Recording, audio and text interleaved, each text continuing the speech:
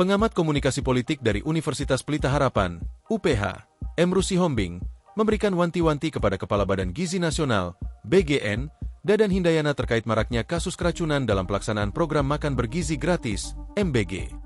Emrus lantas menyoroti latar belakang pendidikan Dadan Hindayana. Terkait latar belakang Dadan yang ahli serangga, Emrus menilai, seharusnya pria berusia 58 tahun tersebut sadar diri dengan kapasitasnya. Sebab, seharusnya jabatan publik ditempati oleh orang yang sesuai dengan bidangnya. Hal tersebut dia sampaikan saat menjadi narasumber dalam tayangan On Focus yang diunggah di kanal YouTube Tribun News, Selasa, 30 September 2025. Bahkan, Emrus meragukan kemampuan Kepala BGN Dadan Hindayana dari sudut pengawasan terhadap pelaksanaan program MBG. Sebab, kejadian keracunan masih terus berulang, hingga jumlah korbannya mencapai lebih dari 5.000 anak.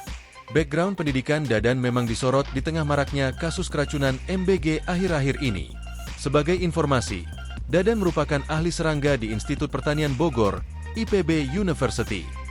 Dikutip dari laman resmi IPB, Dadan lulus pendidikan sarjana di bidang hama dan penyakit tumbuhan pada 1990. Lalu, ia melanjutkan pendidikan S2 di University of Bonn, Jerman dan lulus pada 1997. Kemudian bersambung ke S3 di Leibniz Universitat Hannover, Jerman dan lulus pada 2000. Pendidikan S1 hingga S3 Dadan berfokus mempelajari segala aspek berkaitan dengan serangga.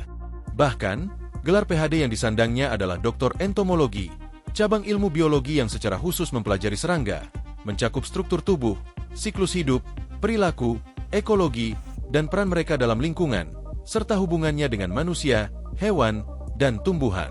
BGN harus evaluasi. Kepala BGN Dadan Hindayana kalau perlu mundur saja.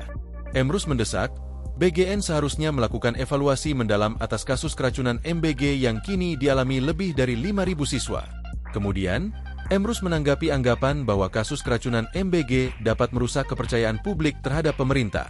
Menurutnya, jika MBG dan evaluasi dalam respon kasus keracunan dilaksanakan dengan baik, tentu tingkat kepercayaan masyarakat terhadap pemerintah dapat meningkat.